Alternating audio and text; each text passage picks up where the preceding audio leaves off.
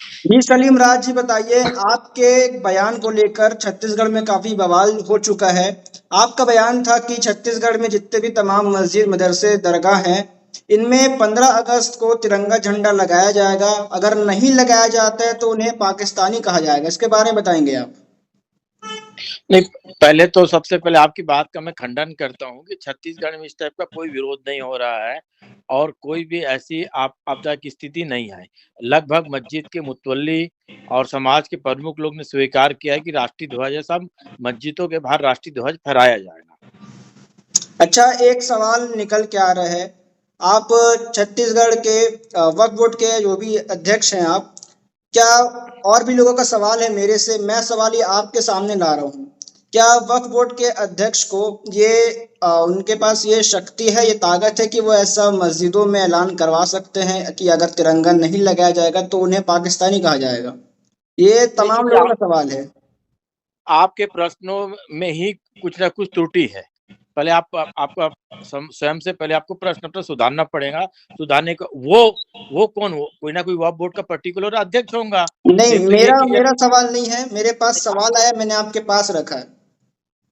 और छत्तीसगढ़ राज्य वक्फ बोर्ड के अधीनस्थ समस्त मस्जिद मदरसा दरगाह खानका इमाम बढ़ाता है और मुस्लिम समाज से राष्ट्रीय ध्वज फहराने की अपील गुजारिश करना कोई गलत है क्या? लेकिन जिस और प्रकार से और वक्फ बोर्ड के पास अथा शक्ति है। एक, क्योंकि हम शक्ति का दुरुपयोग नहीं करना चाहते। हम चाहते कि भाईचारा और वतन परस्ती का जो है वो बताना चाहिए। तो as a Waqf board chairman भी बात मत करिए। एज ए मुस्लिम और डॉक्टर सलीम राज के नाते भी मैं समाज से गुजारिश किया हूँ कि ध्वजारोहण होना चाहिए और सहजता से लोगों ने स्वीकार किया है। जी, लेकिन हमारे पास जैसा सवाल आ रहा है कि ऐसा लोगों का कहना है, आप ये मत सोचिए कि मैं आपसे कह रहा हूँ, ऐसा लोगों का कहना है कि डॉक्टर सलीम राज किसी खास पार्टी और समुदाय को खुश करने के कारण ऐसा फतवा इन्होंने लगाया है। ऐसा मेरा नहीं कहना है, ऐसा लोगों का कहना है। ये कांग्रेस मानसिकता की सोच है, कांग्रेसी लोग बोल रहे हैं। और मैं अपने आप को गर्व महसूस करता हूं कि एक राष्ट्र हित में जो कार्य करने वाली पार्टी भारतीय जनता पार्टी का सदस्य हूं। और भारतीय जनता पार्टी एक ऐसी है जो राष्ट्र हित के लिए कार्य करती है।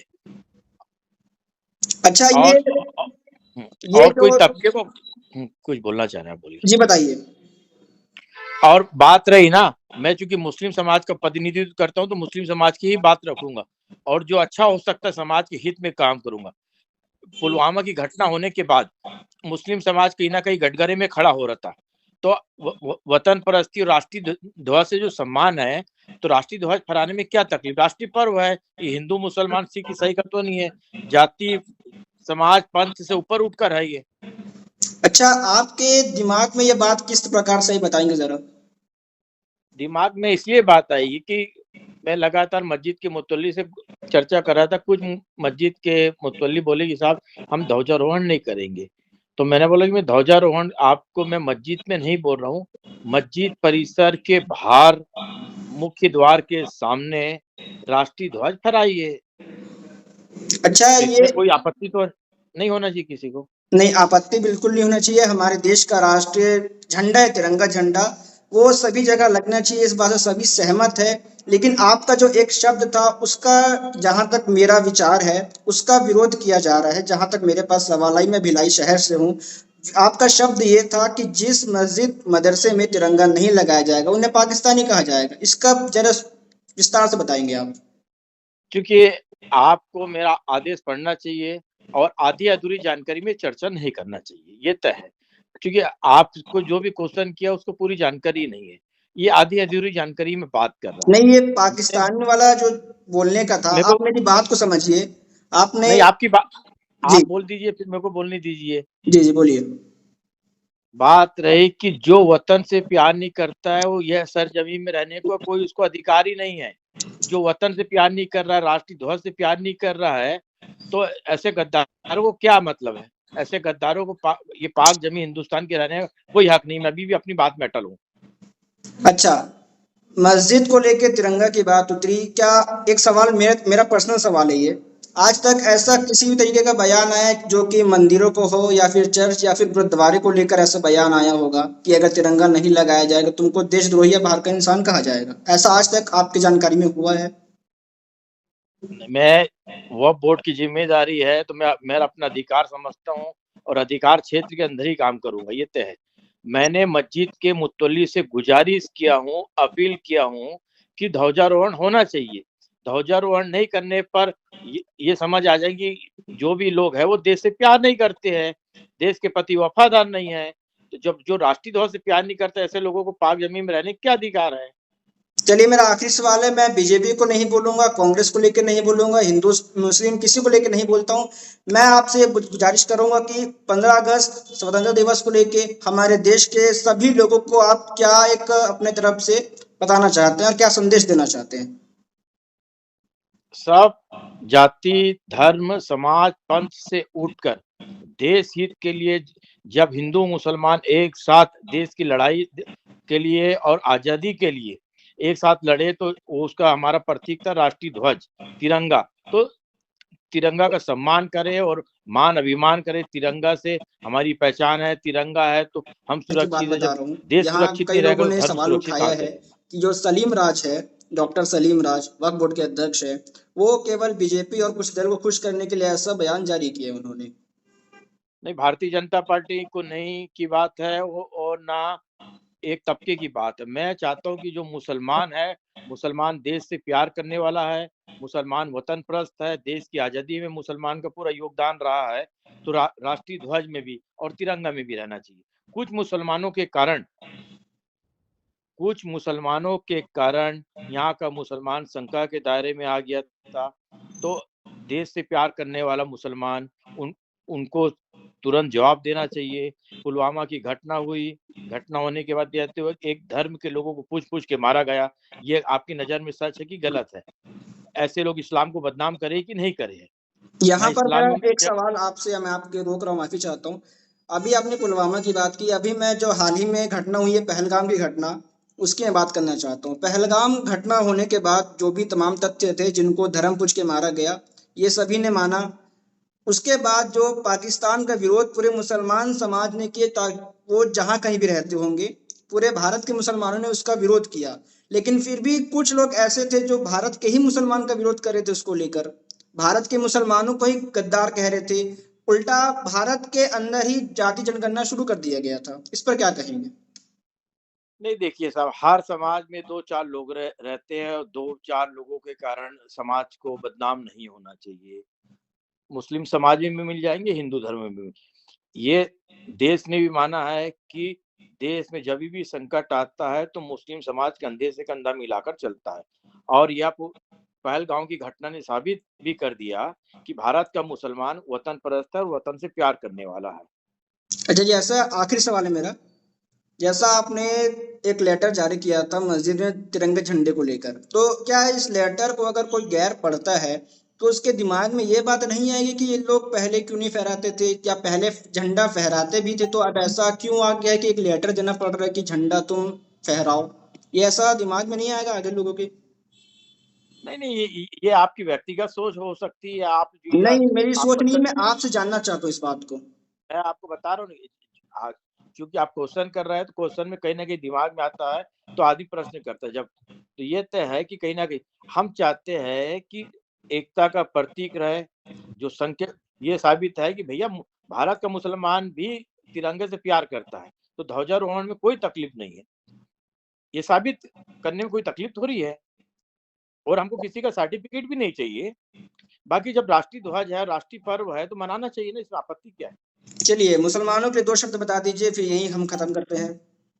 क्या कहना चाहेंगे देश के मुसलमानी के दे लिए? देश का मुसलमान हमेशा वतन परस्त है, देश से प्यार है। और इस्लाम में भी लिखा कि इस्लाम का ईमान का आधा हिस्सा है वतन परस्ती। जो वतन से प्यार करता है वो इस्लाम से भी प्यार करेगा। और कुछ आतंकवादियों के कारण इस्लाम भी बदनाम हो रहा है, मुसलमान भी बदनाम हो रहा है। इसलिए बुद्धिजीवी वर्ग, डॉक्टर, इंजीनियर को आना चाहिए और ऐसे जो कट्टरपंथी सोच वालों को दूर करना चाहिए। चलिए, बहुत बहुत धन्यवाद हमारे साथ जुड़ने के लिए। जी जी जी। तो रजा यूनिट फाउंडेशन से हमारे साथ शादाब आलम रिजवी साहब जुड़े हैं। शादाब भाई, आपसे एक सवाल करना है। डॉक्टर सलीम राज जो वक्फ बोर्ड के अध्यक्ष हैं, उन्होंने एक फतवा निकाला है अभी कि छत्तीसगढ़ के तमाम मस्जिद, मदरसों, दरगाहों में तिरंगा झंडा फहराया जाना चाहिए। अगर नहीं फहराया जाता है तो उसे पाकिस्तानी घोषित किया जाएगा या कहा जाएगा। तो इस पे आपका क्या कहना है? देखिए, जो ये अभी उनका स्टेटमेंट है, मैं उस पर आऊँगा, उससे पहले मैं आपका शुक्रिया अदा करूँगा। और मैं ऐसे मुद्दों पर अक्सर जो है आपके बीच बना रहता हूँ और आप भी जो है काफ़ी अलग-अलग मुद्दों पर कवरेज भी करते हैं। तो जैसा कि आपने एक सलीम राज जो अभी वर्तमान में छत्तीसगढ़ राज्य वक्फ बोर्ड के जो अध्यक्ष हैं, उनके द्वारा एक आदेश जो है अभी एक निकाला गया वक्फ बोर्ड की तरफ से। और जैसा कि उनके द्वारा बताया जा रहा है, तो सबसे पहले तो मैं उनकी इस बात का खंडन करता हूँ और निंदा करता हूँ कि उन्होंने, देखिए, इसमें कुछ ऐसी चीज़ें हैं जो काबिले गिरफ़्त है, जो मुस्लिम समाज के लिए समझिए कहीं न कहीं एक थोपने वाली बात है। मैं ये नहीं बोलता कि जो उनके द्वारा ये जो आदेश जारी किया गया है, उसमें मतलब सारी बातें गलत हैं। पहली बात तो ये कि वक्फ बोर्ड के द्वारा कोई आदेश जारी नहीं किया जा सकता है, ख़ासकर इन मामलों में, क्योंकि मामला ये प्रशासनिक है और ऐसा है कि सरकार जो है समय अनुसार अपने हिसाब से कुछ न कुछ गाइडलाइन जो है लोगों के लिए जारी करती है। लेकिन चूँकि वक्फ बोर्ड के द्वारा ये जो जारी किया गया है, जिसमें मदरसों का ज़िक्र है, मस्जिदों का ज़िक्र है और दरगाहों का ज़िक्र है। तो देखिए, मदरसा तो समझ में आता है चूँकि वहाँ शिक्षा का केंद्र है। लोग ऐसे भी अलग-अलग जगहों पर, अलग-अलग स्थानों पर जो है झंडा फहराते हैं और 15 अगस्त हो या 26 जनवरी हो, वहाँ तो करते ही हैं। लेकिन मामला चूँकि यहाँ पर आप देखेंगे कि इनके द्वारा जो मस्जिद और दरगाह को जो यहाँ पे शामिल किया गया है, हम इस बात की खंडन कर रहे हैं। क्योंकि अगर आप इसको गहराई से आप देखेंगे तो कहीं न कहीं वो एक धार्मिक स्थल है। वहाँ इनके द्वारा ही कुछ दिन पहले आप देखेंगे कि लगभग मैं समझता हूँ साल भर हो गया होगा, इनके द्वारा एक आदेश जारी किया गया था कि मुतवल्लियों को मतलब यहाँ से निर्धारित एक स्पीच दी जाएगी, वही स्पीच इनको मस्जिदों में करना है। जी, जी, तो हमने भी जब वो सुना। जब ये धार्मिक स्थलों में अनुमति नहीं है कि मुतवल्ली खड़े होकर के किसी प्रकार का बयान, या इनके द्वारा कहा गया कि नहीं भाषणबाज़ी करते हैं, ऐसा इन्होंने बताया था। तो मैं यही बताना चाहूँगा कि जब आप भाषण को निंदा कर सकते हैं या भाषण पर लेकर आप काबिले गिरफ्त बातों को रख सकते हैं, आप आदेश निकाल सकते हैं, तो फिर आप झंडा फहराने को लेकर मस्जिद को कैसे इंक्लूड कर सकते हैं? क्योंकि इतनी बड़ी बात कि नहीं, जो झंडा नहीं फहराएगा, हम उसको पाकिस्तानी घोषित कर देंगे। तो ये आपको अथॉरिटी किसने दिया है? ये पावर आपको किसने दे दिया? ये तो बिल्कुल गलत है। हम देश प्रेमी हैं, बिल्कुल हम 15 अगस्त की याद को मनाते हैं, जिन्होंने बलिदान दिया हम उनकी कुर्बानियों को याद करते हैं। तो इस तरह की बातों को रखना कहीं न कहीं ये दर्शाता है कि मुसलमानों को आप हाशिए पे लाना चाहते हैं। अभी उनसे मेरी बात हुई आपसे पहले, उन्होंने ये कहा कि छत्तीसगढ़ के सभी मुतवल्ली इस बात को लेकर तैयार है और उनका स्वागत कर रहे हैं। देखिए, मसला ये है कि अब जो वक्फ बोर्ड से जो जुड़े हुए लोग हैं या जो एड हैं, जो मदारिस हों चाहे मदरसा हो और जो भी खानकाह दरगाह कह लीजिए, जो वक्फ बोर्ड से जुड़े हुए लोग हैं, तो वो इस बात से नकार नहीं सकते या उस बात का खंडन नहीं कर सकते हैं खुले तौर पर। लेकिन इस बात को वो भी जानते हैं कि मस्जिद में झंडा नहीं फहराया जाता है, वो मुतवल्ली भी इस बात से एग्री करते हैं। जब भी होता है तो चौक-चौराहों में होता है या ऐसी जगह पे होती है जहाँ लोगों को दिक्कत ना हो, जाने-आने में परेशानी ना हो। मदरसों की बात रही तो वहाँ तो शुरू से मुसलमान करते आ रहे हैं। लेकिन मैं मदरसा को छोड़कर, जैसे कि इन्होंने मस्जिद और दरगाह की बात की है, तो मैं उस बात की खंडन कर रहा हूँ। देखिए, दरगाह क्या है? वहाँ पे मज़ार है, औलियाए किराम आराम फरमा रहे हैं। तो वहाँ जो है एक अलग चीज़ों को लाना और एक कहीं न कहीं इन सब चीज़ों को थोपने जैसी बात करना। क्या यही बात अगर मैं उनसे सवाल करूँ, तो क्या ये बातें दूसरे धर्म के लोगों पर लागू होती है क्या? जैसा इनके द्वारा जो आदेश निकाला जा रहा है मस्जिद और ख़ासकर दरगाहों के लिए, तो क्या इनसे अगर सवाल पूछा जाए अध्यक्ष महोदय से कि क्या दूसरे समाज के लोग अपने धार्मिक स्थलों पर भी इस तरह की कार्यक्रम को आयोजन करके लोगों को बता रहे हैं क्या? लोगों को मतलब इस बारे में जागरूकता मतलब फैला रहे हैं क्या? तो ऐसा कोई आपको आदेश नहीं मिलेगा किसी की तरफ से भी, या उनके यहाँ जो भी अलग-अलग जो समिति चलती है, सोसाइटी चलती है, तो उनके द्वारा ऐसी कोई भी चीज़ निर्धारित नहीं है। लेकिन इनके द्वारा जो वक्फ बोर्ड के माध्यम से ये कहा जा रहा है कि नहीं मस्जिद और खानकाहों में यानी कि दरगाहों के अंदर जो कहा जा रहा है, मैं उस बात की निंदा करता हूँ।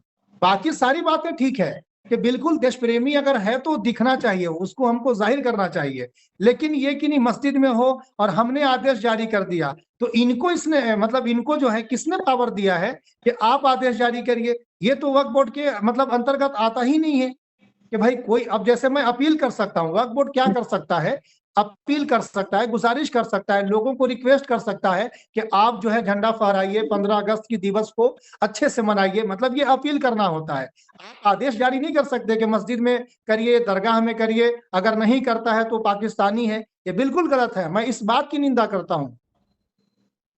अभी आदेश को लेकर जो आपका बयान है, आदेश को लेकर मैंने भी उनसे ये सवाल किया था। उनका ये कहना है कि मैं इस्लाम के लिए काम कर रहा हूँ, मुसलमानों के लिए काम कर रहा हूँ, ताकि मुसलमानों की देशभक्ति और अच्छे से निखरे।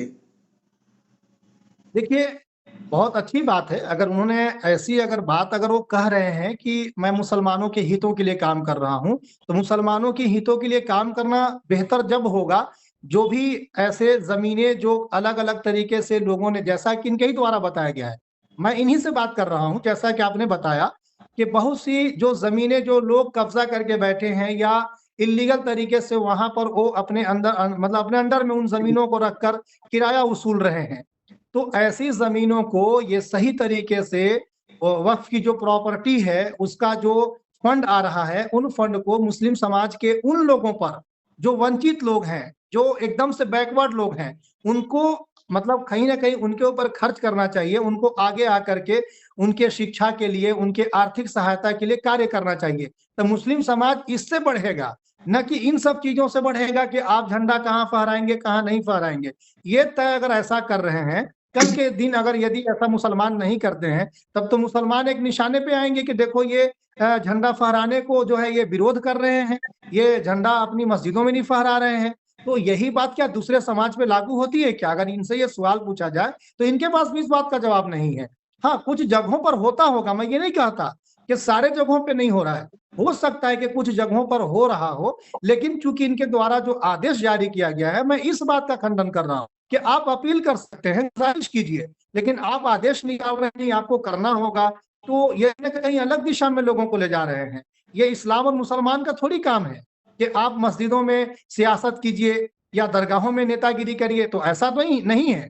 देखिए, उसका एक दायरा, एक सीमित एरिया है। मस्जिद एक इबादत की जगह है, वहां कोई भी हो, किसी भी पार्टी से बिलोंग करता हो, लेकिन वहां वो इबादत कर सकता है, वहां कोई राजनीतिक अड्डा नहीं बन सकता। अभी हाल ही फिलहाल में आपने देखा होगा कि संसद भवन के बाहर जो एक मस्जिद बनी हुई है, वहां पर कुछ ऐसी घटना है, मैं नाम नहीं लेना चाहता किसी का, मैं मतलब मुद्दे से भटका नहीं रहा हूं, मैं मेन चीज को बता रहा हूं कि वहां पे दूसरे पार्टी के लोगों ने जब मस्जिद में बैठ करके चर्चा की, तो इन्हीं के पार्टी के लोगों ने उस बात का खंडन किया है। आपके पास आया होगा, जी। मतलब वहां पे कुछ सांसदों के द्वारा बैठ करके, हालांकि 2 महिलाएं भी थी उसमें, हालांकि एक महिला के ऊपर एक मौलाना का टिप्पणी भी आया था। तो कहने का मतलब ये है कि जब ये ऐसी बात कर रहे हैं, जब वहां बैठ के आप सांसद वहां पे महिला बैठ के या कोई और अन्य व्यक्ति बैठ के चर्चा नहीं कर सकते, तो आप वहां झंडा फहराने की बात कर रहे हैं, तो कहीं ना कहीं मुद्दे को डाइवर्ट आप कर रहे हैं ना।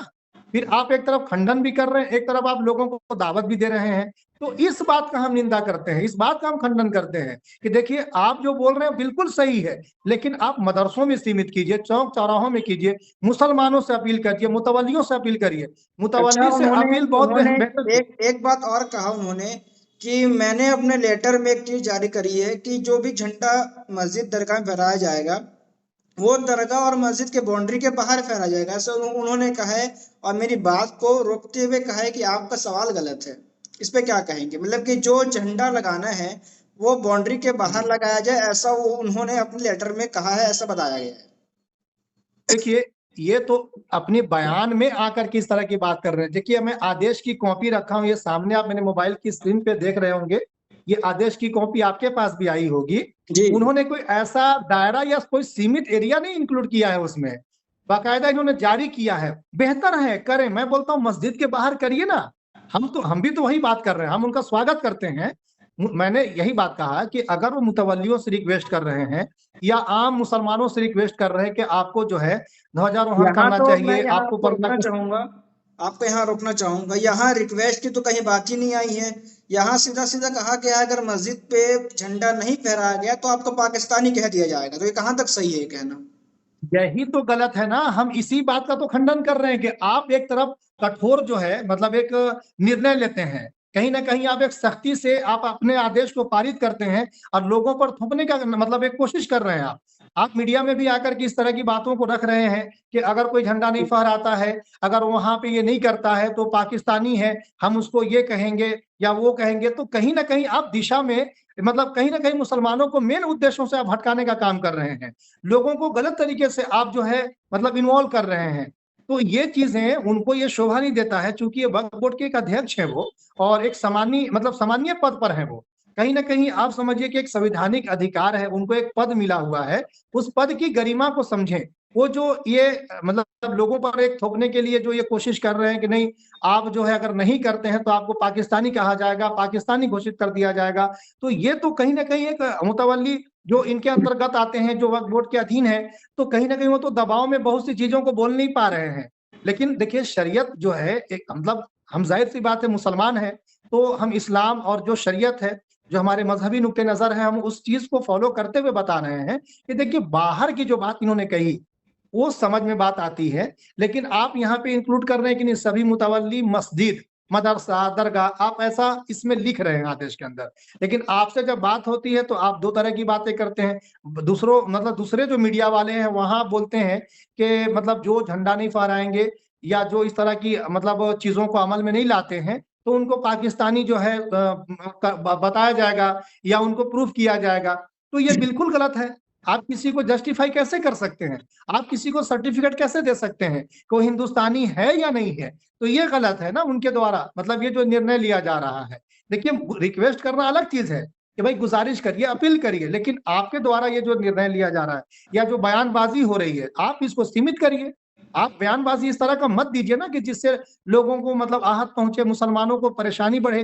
मतलब आप इस तरह की बात करके कहीं ना कहीं मुसलमानों को डाइवर्ट कर रहे हैं और मुतवल्लियों को डराने की आप एक कहीं ना कहीं इस तरह की बात करके डरा रहे हैं, तो ये गलत है। चलिए शादाब भाई, बहुत बहुत शुक्रिया हमारे साथ जुड़ने के लिए। जी आपका भी बहुत बहुत शुक्रिया। जो आदेश जारी किया गया है वो इस प्रकार है। इस वर्ष 15 अगस्त 2025 को हमारा 78वां स्वतंत्रता दिवस मनाया जाएगा। इस राष्ट्रीय पर्व के पावन अवसर पर छत्तीसगढ़ राज्य में स्थित सभी मस्जिद, मदरसा, दरगाह के मुख्य द्वार पर राष्ट्रीय ध्वज का ध्वजारोहण किया जावे। स्वतंत्रता दिवस के महत्व को समझें तथा देशभक्ति, आपसी एकता एवं भाईचारे का परिचय देते हुए इस अवसर की गरिमा बनाए रखें। इस आदेश के बावजूद डॉक्टर सलीम राज, जो वक्फ बोर्ड के अध्यक्ष हैं, उनका कहना है कि जो ये ध्वज नहीं फहराएगा वो पाकिस्तानी कहलाएगा। तो हमने सवाल किया, उस सवाल को वो टाल गए और आपका सवाल गलत है ऐसा बोलकर उन्होंने बात को घुमा दिया। बाकी समाचार चैनलों में ये बात खुले रूप से प्रचारित हो रही है। इस मामले में मुस्लिम भाइयों का कहना है कि ये बात जबरदस्ती थोपी जा रही है। हम भारतवासी हैं और हमें ये किसी को बताने की ज़रूरत नहीं है कि हम भारतवासी हैं। हम भारत में निवास करते हैं और भारत में रहना हमारा अधिकार है। और जो ध्वज है भारत का सम्मान है, उस ध्वज को हम लगातार अपने घर में, मस्जिद में, दरगाह में, मदरसे में हमेशा फहराते आए हैं और फहराते रहेंगे। आप देख रहे हैं भिलाई का सच। हमारा चैनल अगर आप लगातार देखते हैं, पसंद करते हैं तो लाइक, शेयर, सब्सक्राइब करना न भूलें। नमस्कार।